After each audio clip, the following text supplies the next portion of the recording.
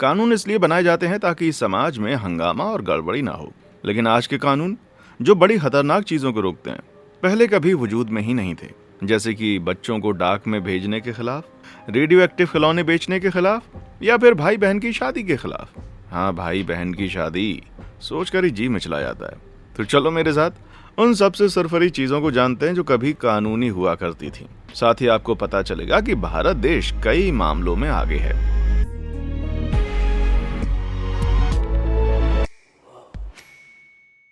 American mailing service, अमेरिकी डाक। America की डाक सेवा हर दिन औसतन करीब 2.5 करोड़ पैकेज डील कराती है। आज डाक हमारे रोजमर्रा की जिंदगी का हिस्सा है, लेकिन यूएस पोस्ट ऑफिस की पार्सल पोस्ट सर्विस जनवरी 1913 में ही शुरू हो गई थी। इस सर्विस से लोग हर तरह का सामान भेज सकते थे और रिसीव भी कर सकते थे। लेकिन कुछ स्मार्ट लोगों को इसमें खामी ढूंढने में जरा भी वक्त नहीं लगा। पार्सल पोस्ट शुरू होने के कुछ ही हफ्तों के बाद जेसी और मथिल्डा बीगल ने कुछ बहुत ही खास सामान भेजा। अपना 8 महीने का बच्चा, शुगर है बच्चे को उसकी दादी के पास भेजा जा रहा था, जो बस कुछ ही मील दूर रहती थी। यार, ये तो बिल्कुल लापरवाही भरा फैसला था। मेरा मतलब है कि क्या डाकिया बच्चे को मेल बॉक्स में छोड़ देता? खैर, अच्छी बात यह थी कि डाकिये ने बच्चे को सचमुच उसकी दादी तक पहुंचा दिया। और सबसे मजेदार बात यह है कि इसकी कीमत $5 से भी कम थी। इस कहानी को अखबारों में छपने में देर नहीं लगी और फिर बहुत सारे पेरेंट्स अपने बच्चों को डाक से भेजने लग गए। सबसे मशहूर मामला था पीएस टॉर्फ का, एक 5 साल की बच्ची जिसे उसके इडाहो वाले घर से 73 मील दूर उसके नानी के घर डाक से भेज दिया गया। डरावनी बात यह थी कि वो बच्ची सारा रास्ता ट्रेन के मेल डब्बे में सफर करती रही। शुक्र है 1914 में सफर के तुरंत बाद post master general Albert Balsan ने आधिकारिक तौर पर ऐलान कर दिया कि इंसानों को डाक से भेजना पूरी तरह से बैन है। कह सकते हैं कि बच्चे को डाक से भेजने का आइडिया जल्दी ही सर्विस से बाहर हो गया भाई। खतरनाक डे केयर। बच्चों को डाक में भेजना ही उस समय का इकलौता सनकी फैसला नहीं था। चाहे गरीबी हो, बीमारी हो या बच्चों से मजदूरी करवाना हो, विक्टोरियन ब्रिटेन बच्चों के लिए कोई मजेदार जगह नहीं थी। लेकिन इन सब के बीच में एक और चीज थी, बेबी फार्मिंग। बेबी फार्मिंग में माता पिता अपने छोटे बच्चे को किसी देखभाल करने वाले को कुछ पैसे देकर सौंप देते थे। इसे आज के डे केयर जैसा समझ लो। फर्क बस इतना था कि एक दिन की देखभाल के लिए पैसे देने के बजाय आप पूरे बचपन के लिए पैसे दे रहे थे। आज हमें ये थोड़ा अजीब लग सकता है, लेकिन 19वीं सदी के ब्रिटेन में जो महिलाएं काम की मजबूरी या पैसे की तंगी की वजह से अपने बच्चों की देखभाल नहीं कर पाती थीं, उनको लगता था कि बेबी फार्मिंग में उनके बच्चे की अच्छी देखभाल होगी। और क्योंकि ये जगह हर बच्चे के लिए 30 पाउंड से ज्यादा चार्ज करती थी, जो आज के पैसों में लगभग $3800 है, आप सोचेंगे कि बच्चों को वहाँ राजा महाराजा जैसी देखभाल मिल रही होगी। लेकिन अफसोस, हमेशा ऐसा नहीं था, क्योंकि कुछ नर्सें ज्यादा पैसे कमाने के चक्कर में अपनी देखभाल की क्षमता से कहीं ज्यादा बच्चे ले लेती थीं। 1870 में बेबी फार्मिंग की गुप्त जांच से पता चला कि बेबी फार्मिंग में भेजे गए कई बच्चे अपनी शुरुआती उम्र में जिंदा भी नहीं बच पाते थे। यार, उससे भी बुरा होता था उनकी जिंदगी को खतरा। समझ रहे हो? पूरी बात तो मैं नहीं बता सकता, पर आप मेरा इशारा समझ लीजिए। ये बहुत ही डरावना था। जाहिर है तो कुछ तो फिर बदलना ही था। 1872 के इन्फेंट लाइफ प्रोटेक्शन एक्ट ने इस खतरनाक काम को काबू में कर लिया और देखभाल करने वालों को रजिस्ट्रेशन करवाना जरूरी हो गया। 15 साल के बाद 1897 का इन्फेंट लाइफ प्रोटेक्शन एक्ट और सख्त हो गया, जिसने अधिकारियों को बेबी फार्म्स की तलाश करने और बच्चों को सुरक्षित जगह पर ले जाने की ताकत दी। पहले बच्चों को डाक में भेजना वैध था या फिर बेबी फार्म्स में? बताइए आप। उस जमाने में लोग सचमुच बच्चों के पीछे ही पड़े हुए थे। बेबी फार्मिंग की क्रूरता के उलट जानते हो आजकल क्या बिल्कुल वैध है? नीचे दिए गए वो लाइक और सब्सक्राइब बटन दबा दो। इससे तुम हमेशा ऐसे ही मस्त वीडियोस के साथ अप टू डेट रहोगे। हो गया? बढ़िया, चलो अब आगे बढ़ते हैं। खतरनाक खिलौना। आजकल के पेरेंट्स अपने बच्चों की सेफ्टी के लिए बहुत ही फिक्र करते हैं। जैसे बाजार में कोई भी खिलौना बिना चेतावनी के नहीं मिलता। लेकिन 1950 में एसी गिलबर्ट टॉय कंपनी ने बच्चों के लिए कुछ ऐसा निकाला जिसे आप हैरान हो जाएंगे। Gilbert U238 atomic energy lab. पहली नजर में ये बड़ा मजेदार लगता था, लेकिन इस किट में 4 छोटे छोटे जार थे यूरेनियम के। हाँ दोस्तों, वही खतरनाक और रेडियो एक्टिव यूरेनियम। छोटे छोटे साइंटिस्ट बनने की चाह रखने वाले बच्चों को कहा जाता था कि वो इन सैंपल्स की रेडियो एक्टिविटी को नापें और रेडियो एक्टिव पतन को देखें। अब मुझे उम्मीद है कि मुझे ये बताने की जरूरत नहीं है कि यूरेनियम कोई खिलौना नहीं है। इस रेडियो एक्टिव चीज को सांस में लेने से हड्डी, लीवर या फेफड़ों का कैंसर हो जाता है और सिर्फ 0.0017 ऑunce खा लेना भी जानलेवा हो सकता है। ये चीज तो बड़े साइंटिस्ट के लिए भी बहुत ही खतरनाक है। बच्चों की तो बात ही छोड़ दो। जैसा कि सोचा गया, ये किट सिर्फ 1 साल तक दुकानों में रही और फिर वापस ले ली गई, लेकिन सेफ्टी की वजह से नहीं, बल्कि इसलिए क्योंकि ये बच्चों को पसंद नहीं आया। जी हाँ, इसकी कीमत थी करीब $50, जो आज के समय में $600 के आसपास है, लगभग 5 नए प्ले स्टेशन जितना। यार 50 का दशक तो सचमुच जंगली था। तुम्हें खुशी होगी कि आजकल बच्चों के हाथों में रेडियो एक्टिव खिलौने आने का कोई चांस ही नहीं है। 1966 में चाइल्ड प्रोटेक्शन एक्ट ने अमेरिका के हेल्थ, एजुकेशन और वेलफेयर सेक्रेटरी को ये ताकत दी कि वो खतरनाक चीजों वाले खिलौनों की बिक्री पर रोक लगा सकें। अचानक मेरा प्लेस्टेशन 5 खरीदना बहुत ही समझदारी भरा लगने लग गया मुझे तो। पागलपन की दवा। 1925 में बेली रेडियम लेबोरेटरीज ने एक दवा बनाई थी जिसे रेडिथोर कहा जाता था। इसे जिंदा मुर्दों का इलाज बताकर बेचा जाता था, जो दर्द पीड़ा ठीक करती थी और नपुंसकता का भी उपाय करती थी। अरे वाह, आखिरकार इलाज मिल ही गया। मतलब अगर आप उस टाइप के हैं तो। खैर, इस चमत्कारी ड्रिंक में था क्या? सुनो, ये था साफ पानी जिसमें मिला था रेडियम 226 और रेडियम 228। हाँ, वो वाला जो खतरनाक रेडियो एक्टिव धातु है। उस समय लोग मानते थे कि रेडियम को छोटी मात्रा में लेने से कमजोर अंगों में ताकत आती है। अमीर लोग इसे अपना फेवरेट एनर्जी ड्रिंक मानते थे और इसकी 4 लाख से ज्यादा बोतलें बिक चुकी हैं। हर बोतल करीब $20 की थी। एक अमीर गोल्फर और बिजनेसमैन एबेन बायर्स इसका बड़ा फैन था। 2 साल तक उसने हर दिन 2 से 3 बोतलें रेडिथोर की गटक लीं, लेकिन धीरे धीरे उसका वजन कम होने लगा। उसे भयंकर सिरदर्द हुए और उसके दांत गिर गए। लगातार हालात और बुरे होने लगे। अब तैयार हो जाओ, क्योंकि आगे की बात थोड़ी डरावनी है।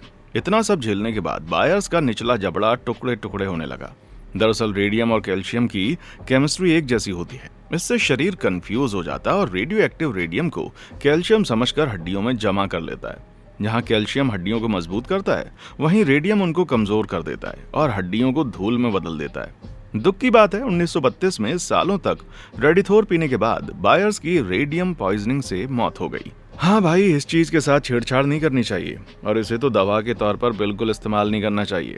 बायर्स की मौत के 6 साल बाद 1938 में food, drug and cosmetic act ने फूड एंड ड्रग एडमिनिस्ट्रेशन को यह ताकत दे दी कि वो खाने, दवाओं और दवा से जुड़ी चीजों की बनावट, बिक्री पर नजर रखें और नियम बनाएं। इसमें कोई भी गलत लेबल वाली रेडियो एक्टिव चमत्कारी दवाएं दोबारा दुकानों में नहीं आ सकेंगी। यह हमारे लिए अच्छी खबर है। हालांकि मुझे पूरा यकीन है कि एबेन बायर्स को उस कानून की जरूरत कुछ साल पहले थी। सॉरी, उस जबड़े को नहीं, बल्कि कानून को। फोन चलाएं या गाड़ी। अमेरिका के हर स्टेट में गाड़ी चलाते वक्त टेक्स्ट करना गैर कानूनी है, सिवाय मोंटाना के। National highway traffic safety administration का कहना है कि गाड़ी चलाते समय टेक्स्ट करना सबसे खतरनाक डिस्ट्रैक्शन है। एक टेक्स्ट भेजने या पढ़ने में तुम्हारी आंखें 5 सेकंड के लिए सड़क से हट जाती हैं। अगर तुम 55 मील प्रति घंटे की रफ्तार से गाड़ी चला रहे हो तो ये ऐसा है जैसे तुम एक पूरा फुटबॉल मैदान आंखें बंद करके पार कर लो। सचमुच। मोंटाना, तुम क्या सोच रहे हो? गाड़ी चलाते वक्त टेक्स्ट करना जितना खतरनाक लगता है, 2007 तक किसी भी स्टेट ने इसे गैर कानूनी नहीं बनाया था। सोचो, एसएमएस मैसेज 1992 में शुरू हुए थे, यानी अमेरिका में ड्राइवर्स को 15 साल तक मनमर्जी से टेक्स्ट करने की छूट थी। डरावना लगता है ना? और अगर तुम्हें अभी भी लगता है कि टेक्स्टिंग करते हुए गाड़ी चलाना वैध होना चाहिए, तो 2015 की एक स्टडी बताती है कि टेक्स्टिंग बैन से सड़क हादसों की वजह से हॉस्पिटल में भर्ती होने वालों की संख्या 7% कम हुई। बस उम्मीद करते हैं कि हर स्टेट इस हंसी मजाक जैसे कानून को जल्दी खत्म कर दे। क्या कहते हो, मोंटाना? शराब और गाड़ी।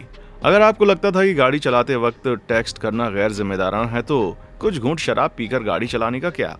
हाल की एक स्टडी ने बताया कि शराब पीकर गाड़ी चलाने वाले लोग नॉर्मल ड्राइवर्स से 13 गुना ज्यादा खतरा पैदा करते हैं, चाहे जितना भी हैरान करने वाला लगे। भाई लोग, एक समय था जब लोग शराब के नशे में गाड़ी चलाते थे और कानून की मार से बच सकते थे। 1910 में न्यूयॉर्क पहला स्टेट बना जिसने शराब पीकर गाड़ी चलाने के खिलाफ कानून बनाया। यह तब हुआ जब देश में मोटर गाड़ियों की बिक्री शुरू हुए 20 साल बीत चुके थे। लेकिन पागलपन यहाँ पर खत्म नहीं हुआ। दरअसल शराब और ड्राइविंग कानून बहुत ही बेसिक थे। उनमें यह साफ नहीं था कि नशे में का मतलब क्या है। तो हर पुलिस वाला खुद तय करता था कि ड्राइवर इतना नशे में है कि वो कानून तोड़ सके या नहीं। इतना ही नहीं, किसी के नशे को नापने की मशीन 1938 तक तो आई ही नहीं थी। जब ड्रंक मीटर नाम की एक चीज बनी और फिर 1950 के दशक में ज्यादा सटीक और आसान ब्रेथलाइजर आया। इन तरक्कियों के बावजूद 2004 तक अमेरिका के सभी 50 स्टेट्स ने ब्लड अल्कोहल कंसंट्रेशन की सीमा तय नहीं की थी। खैर, बाद में इसको 0.08% पर रखा गया। जानकारी के लिए बता दूं कि ये करीब 4 बियर पीने जैसा है। जो कोई भी नशे में गाड़ी चलाते पकड़ा जाता है, भले ही वो 0.08% की सीमा से नीचे हो, उसे तैयार रहना चाहिए कि उस पर कभी भी कानून की मोटी किताब फेंकी जा सकती है। कुछ स्टेट्स में पहली बार गलती करने वालों को 2 साल तक की जेल और $6,000 से ज्यादा का जुर्माना भी हो सकता है। मुझे लगता है गाड़ी चलाने से पहले शराब छोड़ने का ये काफी बड़ा कारण है। भारत में क्या चल रहा है, नीचे कमेंट सेक्शन में आकर बताएं। प्लेन में धूम्रपान। अगर आपने कभी हवाई जहाज में सफर किया है तो शायद आपने अपने सिर के ऊपर चलता हुआ नो स्मोकिंग साइन देखा होगा। ये तो साफ है कि आजकल फ्लाइट्स में सिगरेट पीना पूरी तरह से मना है, लेकिन पहले ऐसा नहीं था। जरा सोचो, लंबी फ्लाइट में चढ़ना जहां हवा सिगरेट के धुएं से भरी हो। अगर तुम स्मोकर नहीं हो तो ये मजेदार नहीं होगा। फ्लाइट अटेंडेंट्स के लिए तो और भी बुरा था, जो अक्सर सांस की तकलीफ की शिकायत करते थे। 1986 में एक रिपोर्ट आई जिसमें पता चला कि सिगरेट के धुएं से भरे इलाकों में गैर स्मोकर्स के लिए सेहत का खतरा होता है। अगर ये बैन के लिए काफी नहीं था तो भाई लोग, सिगरेट की वजह से प्लेन क्रैश भी हो चुके थे। क्रैश? क्या कहा, क्रैश? जी हाँ, वो भी एक से ज्यादा। 1973 की वेरिंग फ्लाइट 820 को ले लो, जो क्रैश लैंड हुई और उसमें 123 पैसेंजर्स की जान चली गई। क्रैश की वजह थी आग, जो शायद एक जली हुई सिगरेट से शुरू हुई थी, जिसे टॉयलेट के कचरे की टोकरी में फेंक दिया गया था। फिर भी अमेरिका की फ्लाइट्स में पैसेंजर्स अपनी मंजिल तक मन चाहे सिगरेट पी सकते थे। 1988 तक फ्लाइट्स में स्मोकिंग बैन पहली बार लागू किया गया, वो भी सिर्फ अमेरिका की उन फ्लाइट्स पर जो 2 घंटे या उससे कम की थी। 1989 में हुई एक स्टडी से पता चला कि 30,000 पैसेंजर्स में से 80% से ज्यादा चाहते थे कि बैन को हमेशा के लिए बढ़ाया जाए। तो 1990 में स्मोकिंग बैन को 6 घंटे या उससे कम की सभी अमेरिकी फ्लाइट्स तक बढ़ा दिया गया। आखिर में 2000 में अमेरिका ने हर फ्लाइट पर स्मोकिंग बैन लागू कर दिया। बैन के साथ सख्त सजा भी आई। फ्लाइट में स्मोकिंग का जुर्माना $4,000 तक हो सकता है। वाह, ये तो बड़ी महंगी सिगरेट हुई। अगर कोई स्मोक डिटेक्टर के साथ छेड़छाड़ करता है या क्रू मेंबर्स के निर्देशों को नजरअंदाज करता है तो जेल तक जाने की बात बन सकती है भाई। लेकिन कुछ तेज नजर वालों ने पहले ये देख लिया होगा। जी हाँ, कई हवाई जहाजों ने टॉयलेट में एस्ट्रे रखी होती है। अजीब लगता है ना, जब स्मोकिंग की इजाजत ही नहीं है तो एस्ट्रे क्यों? यार, दरअसल हर हवाई जहाज के टॉयलेट के दरवाजे पर एस्ट्रे लगी होती है ताकि कोई नियम तोड़ने वाला अपनी जली सिगरेट को सेफ जगह फेंक सके। फिर भी एस्ट्रे हो या ना हो, मैं फ्लाइट में सिगरेट पीने की सलाह बिल्कुल नहीं दूंगा, वरना तुम्हारी जिंदगी सचमुच धुएं में उड़ सकती है मेरे भाई। डरावनी उड़ाने।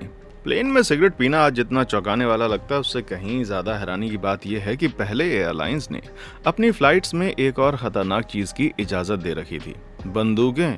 यार, मैं कोई हवाई जहाज का एक्सपर्ट तो नहीं हूँ, लेकिन 30,000 फीट की ऊंचाई पर हवा में चलते प्लेन में जहाँ कुछ पैसेंजर्स के पास बंदूकें हों, ये कोई सुरक्षित आइडिया नहीं लगता। ये दिमाग हिला देने वाला है भाई लोग। एक समय था जब कोई कानून नहीं थे जो लोगों को बंदूक लेकर प्लेन में चढ़ने से रोकते।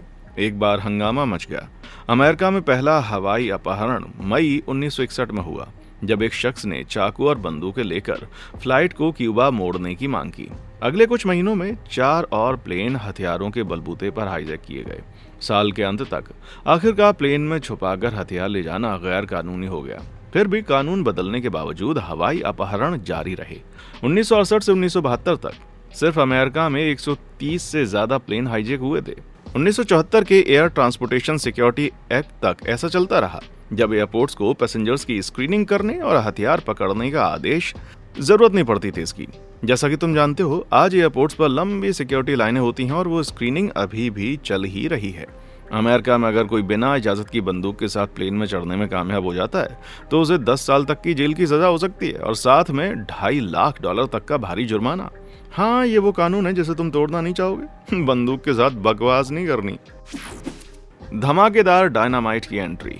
मुझे शायद ये बताने की जरूरत नहीं कि डायनामाइट खतरनाक होता है। उम्मीद है इस चीज में नाइट्रोग्लिसरीन होता है, एक विस्फोटक तरल जो बेलनाकार कारतूस में लपेटा जाता है। सोचो, डायनामाइट की एक छड़ी पेड़ के ठूंठ को जमीन से उड़ा सकती है, तो तुम्हें इसके आसपास भी नहीं भटकना चाहिए जब तक कि तुम्हें ना पता चले कि ये काम कैसे करता है। ज्यादा डरावनी बात यह है कि डायनामाइट को पसीना निकलने के लिए जाना जाता है। जब ऐसा होता है तो नाइट्रोग्लिसरीन रिसकर बाहर आता क्रिस्टल बन जाता है, यानी हल्का सा छूने पर भी ये फट सकता है। लेकिन इतने खतरों के बावजूद 50 और 60 के दशक में अमेरिका में लोग अपनी नजदीकी हार्डवेयर दुकान से डायनामाइट की छड़ियां आसानी से खरीद सकते थे, और इसे खरीदने की कोई उम्र भी नहीं थी। ये समझने के लिए दिमाग का तेज होना बहुत जरूरी भी नहीं था। मतलब आम लोगों का विस्फोटकों तक आसानी से पहुंचना कोई समझदारी भरा आइडिया नहीं होता, खास करके जब उस समय हिंसक प्रदर्शन जोरों पर थे और जैसा सोचा गया डायनामाइट उग्रवादियों का पसंदीदा हथियार बन गया था। आखिरकार 1970 में ऑर्गेनाइज्ड क्राइम कंट्रोल एक्ट ने डायनामाइट जैसे विस्फोटकों का ट्रांसपोर्टेशन, एक्सपोर्ट, इंपोर्ट और जमा करने पर सरकारी नियंत्रण लागू कर दिए। इस कानून ने विस्फोटक बनाने वाले इंपोर्टर्स और डीलरों के लिए फेडरल लाइसेंस लेना जरूरी कर दिया। यानी अब तुम अपनी नजदीकी दुकान में जाकर अंडे, ब्रेड और डायनामाइट की छड़ी नहीं उठा सकते। लेकिन डायनामाइट एकमात्र खतरनाक चीज नहीं थी जिसे तुम अपनी लोकल दुकान से खरीद सकते हो। खतरनाक नशा। मुझे शायद ये बताने की जरूरत नहीं है कि नशीली चीजें बुरी होती हैं। अगर बताना पड़ रहा है तो तुम्हारी पढ़ाई में कुछ बड़े बड़े छेद हैं। लेकिन डायनामाइट की तरह कुछ नशीले पदार्थ भी पहले आसानी से मिल जाते थे, जिन्हें लोग अपनी नजदीकी दुकानों से खरीद सकते थे। मिसाल के तौर पर मेथाम्फेटामिन, या जैसा हम इसे कहेंगे बैड आइस, पहली बार 1893 में एक जापानी केमिस्ट ने बनाया था इसे। 1932 तक अमेरिकी लोग बैंड आइस को, यार थोड़ा ध्यान दो, नाक की जकड़न और दमा ठीक करने के लिए इसको खरीद सकते थे। लेकिन इसके साथ कुछ खुशी देने वाले भी थे। ताकत भरने वाले साइड इफेक्ट्स भी नजर आए, जो नशे की लत लगाने वाले और कई लोगों के लिए बहुत ही खतरनाक साबित हुए। हैरानी की बात है कि 1970 तक, यानी अमेरिका में इसके पॉपुलर होने के करीब 40 साल बाद, बैड आइस को आखिरकार एक बहुत ही खराब चीज माना गया और इसे गैर कानूनी कर दिया गया। पहले डायनामाइट, अब नशीले पदार्थ। यार 1970 से पहले तो दुकानें सचमुच सब कुछ बेचा करती थी। बड़े बड़े पलायन। अमेरिका, जहां 33 करोड़ से ज्यादा लोग रहते हैं, दुनिया का तीसरा सबसे बड़ा देश है, लेकिन हमेशा ऐसा नहीं था। 1776 में ब्रिटेन से आजादी मिलने के बाद अमेरिका के पास खाली जमीनें थीं जिन्हें बसाने की जरूरत थी, इसलिए उन्होंने खुली इमिग्रेशन को बढ़ावा दिया। दरअसल संविधान का पहला वर्जन विदेशियों को बिना किसी रुकावट के अमेरिका में कानूनी तौर पर आने देता था। तुम बस बॉर्डर पार करते, अपना घर बनाते और बस हो गया काम पूरा। लेकिन जैसा तुम शायद जानते ही होगे, इमिग्रेशन के लिए ये ढीला ढाला कानून हमेशा नहीं चला।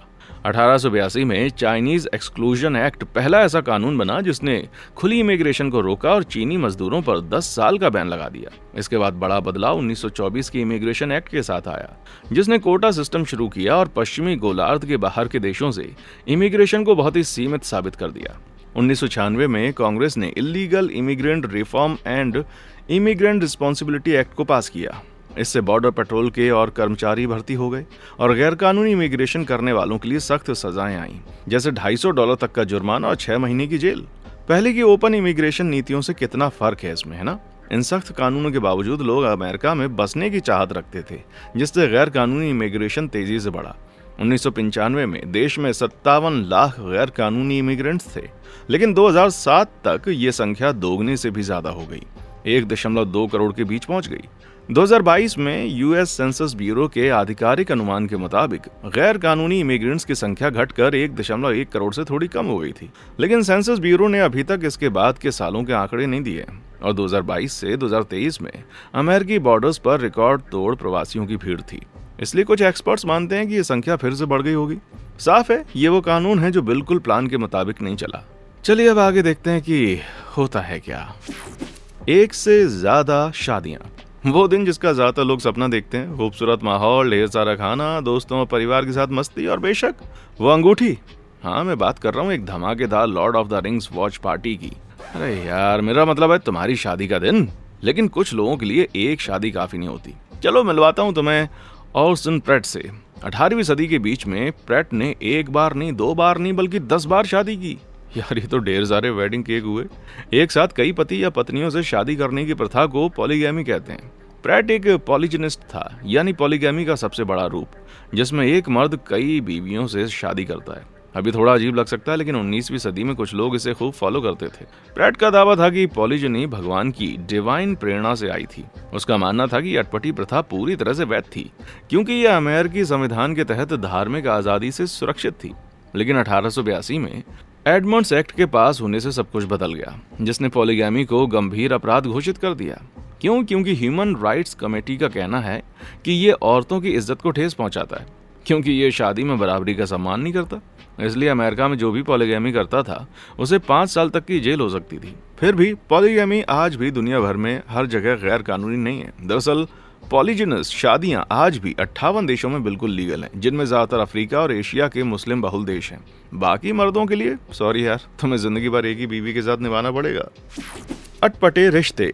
मुझे सचमुच बताने की जरूरत नहीं है कि भाई बहन की शादी या इंसेस्ट गलत है, बहुत ही गलत। क्योंकि भाई बहन अपना डीएनए शेयर करते हैं। ऐसे कपल्स या जो एक दूसरे से करीबी रिश्तेदार हैं, इनके बच्चों में गंभीर जेनेटिक बीमारियां या जन्म दोष होने की संभावना ज्यादा होती है। लेकिन हैरानी की बात है कि इसके खिलाफ कानून हमेशा उतना सख्त नहीं था जितना कि आज है। 1340 ईसा पूर्व के आसपास जन्मे मशहूर मिस्री फिरौन तूतनखामेन को एक इंसेस्ट रिश्ते का बच्चा माना जाता है।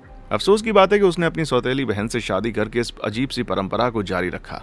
बाद में 300 से 30 ईसा पूर्व तक मिस्र के टॉलेमिक राजवंश के शासकों, जिनमें क्लियोपेट्रा भी शामिल थी, उन्होंने तो भाई बहन से ही शादी कर ली। रिश्तेदारों के बीच और बच्चे पैदा करना बाहरी ताकतों को रोकता था और उनके परिवार का राज कायम रखता था। लेकिन समय के साथ ये ताकत का खेल कम होता चला गया। आज ज्यादातर देशों ने इंसेस्ट को पूरी तरह से गैर कानूनी कर दिया है, सिवाय 22 देशों के, जैसे Argentina, Brazil, Bharat, Japan, south Korea और कई अन्य देश। वहीं भाई बहन की शादी लगभग हर जगह गैर कानूनी है, सिवाय स्वीडन के। जी हाँ, वहाँ सौतेले भाई बहन कानूनी तौर पर शादी कर सकते हैं, लेकिन फिर भी वो 25% डीएनए शेयर करते हैं। जैसे हाल ही के शासक यूके की क्वीन एलिजाबेथ और प्रिंस फिलिप भी आपस में रिश्तेदार थे। दोनों क्वीन विक्टोरिया के वंशज थे और फर्स्ट कजिन्स के तौर पर करीब 12.5% डीएनए शेयर करते थे। ठीक है, तो भाई बहन से शादी नहीं है ना यार। आज की दुनिया भर में फर्स्ट कजिन्स पर लाइन खींची जाती है। क्या कोई तरीका है कि मैं ये सब भूल जाऊं? जानलेवा सुख दुख। मध्ययुग एक अजीब सा समय था, लेकिन उस दौर की जिंदगी का सबसे सनकी हिस्सा था ट्रायल बॉय कॉम्बैट। इसमें दो पक्ष एक दूसरे से अकेले में लड़ते थे और जो जीतता था उसे सही माना जाता। बात को और भी अटपटा बनाने के लिए ट्रायल बॉय कॉम्बैट का एक अनोखा रूप आया, जिसे मैरिटल ड्यूल, वैवाहिक द्वंद्व कहा जाता। इसमें पति पत्नी अपने झगड़ों को फिजिकल फाइट से सुलझाते थे। मर्द की ताकत को बैलेंस करने के लिए पत्नी को कपड़े में लपेटा हुआ पत्थर दिया जाता था, वहीं पति को जमीन में एक गड्ढे में डाल दिया जाता था, एक हाथ पीछे से बंधा हुआ। जितना मजेदार सुनाई देता है, वैवाहिक द्वंद्व कोई मजाक नहीं था। कहा जाता है कि अगर औरत जीती तो मर्द को फांसी दे दी जाती और अगर मर्द जीता तो औरत को जिंदा दफन कर दिया जाता। यार, मैं सोचता था कि आज के तलाक के केस क्रूर होते हैं। शुक्र है जानलेवा सुख दुख 1200 के दशक के बाद खत्म हो गया, लेकिन ट्रायल बॉय कॉम्बैट के बारे में ऐसा नहीं कहा जा सकता। 1817 में एक अजीब से केस ने लंदन को हिला के रख दिया। अब्राहम थाउंटन, जिस पर एक जघन्य अपराध का इल्जाम था, उसने ट्रायल बाय कॉम्बैट की मांग कर दी। भले ही 1638 के बाद यूके में किसी ने ऐसा दावा नहीं किया था, लेकिन किसी ने इसे गैर कानूनी बनाने के लिए सोचा भी नहीं। नतीजा, थाउंटन अपने एक्यूजर को चैलेंज करके कोई कानून नहीं तोड़ रहा था। बदकिस्मती से उसका एक्यूजर छोटा और कमजोर था, तो उसने जैसा अनुमान लिया था चैलेंज ठुकरा दिया। जब कोई उसके खिलाफ खड़ा नहीं हुआ तो थाउंटन ने, जो शायद गुनहगार था, एक अपराध की धमकी देकर दूसरे अपराध की सजा से बच निकला। वो शुक्र है 2 साल बाद ब्रिटेन कानून निर्माताओं को अक्ल आई और उन्होंने ट्रायल बाय कॉम्बैट को गैर कानूनी कर दिया। तो अगर कोई जानलेवा द्वंद्व की तलाश में है तो सॉरी, लगता है तुम गलत सदी में आ गए हो भाई। टेक्सास का तमाशा। अब अगर मैं आपसे पूछूं कि दुनिया का सबसे बड़ा अपराध क्या है, तो शायद किसी की जान लेना तुम्हारी लिस्ट में सबसे ऊपर होगा। कम से कम मुझे उम्मीद है कि ऐसा ही होगा। लेकिन आज की दुनिया में कुछ ऐसे मामले हैं जहां हत्या को अपराध नहीं माना जाता। अमेरिका में, जैसा कि ज्यादातर देशों में, हत्या तब जायज है अगर वो आत्मरक्षा में की गई हो या किसी गंभीर अपराध को रोकने के लिए, जैसे कि सशक्त डकैती। लेकिन अमेरिका के स्टेट में ऐसा कानून था जिसने हत्या की सीमाओं को काफी ढीला कर दिया था। 1856 में टेक्सास में यह कानूनी था कि एक पति पत्नी दूसरे मर्द की जान ले सकता था अगर वो उसको पकड़ ले या उसे लगे कि उसने पकड़ा है अपनी बीवी के साथ रोमांस करते हुए। लेकिन एक बीवी को कभी भी कानूनी तौर पर यह इजाजत नहीं थी कि वो किसी औरत की जान ले ले जिसे वो अपने पति के साथ धोखा करते हुए पकड़ ले। अरे यार, ये कैसा दोहरा मापदंड है। ये बेतुका कानून पतियों को उन मर्दों को मारने की भी छूट देता था जो उनकी बीवी के साथ गलत हरकत कर रहे हो, अगर उन्हें बिस्तर के चरमराने की आवाज सुनाई दे या वो अपनी बीवी को रात के कपड़ों में और उस मर्द को बिना जूते के पाए। किसी तरह ये कानून 100 साल से ज्यादा समय तक चला और आखिरकार 1973 में से रद्द कर दिया गया। आजकल टेक्सास में बाकी अमेरिका की तरह इन प्यार की हत्याओं को अपराध माना जाता है। जो कोई भी ऐसा अपराध करता है उसे 20 साल तक की जेल और $10,000 तक का जुर्माना हो सकता है। तो अगली बार जब तुम बेडरूम से बिस्तर के चरमराने की या शक की आवाजें सुनो तो कोशिश करना पूरी तरह अपना आपा ना खो दो। इन पुराने कानूनों में से कौन सा तुम्हें सबसे ज्यादा दिमाग हिला देने वाला लगा? क्या तुम कोई और पागलपन भरी चीजें सोच सकते हो जो पहले कानूनी थी? मुझे नीचे कमेंट सेक्शन में आकर बताओ। और हाँ, देखने के लिए शुक्रिया।